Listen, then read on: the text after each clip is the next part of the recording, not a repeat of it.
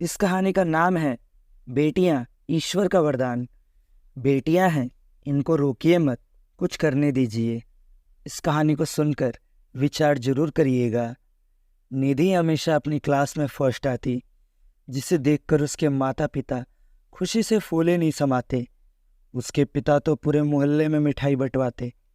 उनका सपना उसे ऊंचे पद पर देखना था और निधि उनकी चाहतों पर खरी उतरी भी। लेकिन विनय के घर वालों को उसका जॉब करना पसंद नहीं था। अतः उन्होंने यह कहकर उनके घर की बहुएं नौकरी नहीं करती, उसके पंख काट दिए।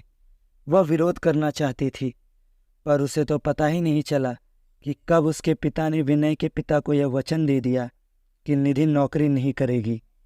इस शर्त के साथ विवाह संपन्न हो गया और उस वेदी में उसके उन्मुक्त आकाश में पंख पसार कर उड़ने के सपने भी खाक हो गए। उसके ससुराल वाले हमेशा उसे जली कटी सुनाते रहते। सास तो रात दिन यही कहती, तुम्हारे बस का कुछ नहीं है, तुमसे कोई काम ढंग से होता ही नहीं।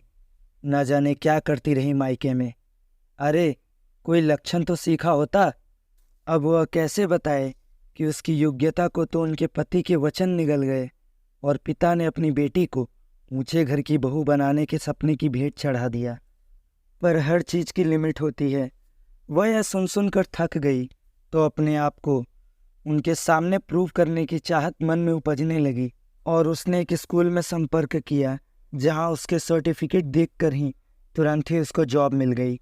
जब निधि ने घर पर ही आकर बताया तो सभी उसका मजाक बनाने लगे। शक्ल देखिए अपनी, पढ़ाने के लिए बहुत योग्यता की जरूरत होती है, खेल नहीं है टीचर बनना। अरे जाने दो ना माँ जी, 4 दिन बाद ही स्कूल वाले घर का रास्ता दिखा देंगे, तब अपनी औकात अपने आप समझ में आ जाएगी।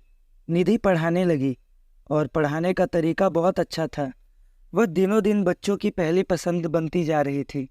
जिसे देखो वही निधि मैम का गुण गाता। उसकी यह प्रसिद्धि उसके घर वालों के कानों तक भी पहुंचने लगी थी। आज उसे बेस्ट टीचर का अवार्ड मिलने जा रहा था, जिसके लिए स्कूल की तरफ से उसके पूरे परिवार को आमंत्रित किया गया था। जब उसकी सास ने यह देखा तो उनकी छाती पर सांप लौटने लगे। उन्होंने क्या समझा था और उनकी इसी जलन ने उसे कहाँ से कहाँ तक पहुँचा दिया। तो दोस्तों, बिल्कुल, बेटियां एक अनमोल वरदान होती हैं। वे परिवार और समाज के लिए महत्वपूर्ण होती हैं और समृद्धि में बहुत योगदान करती हैं।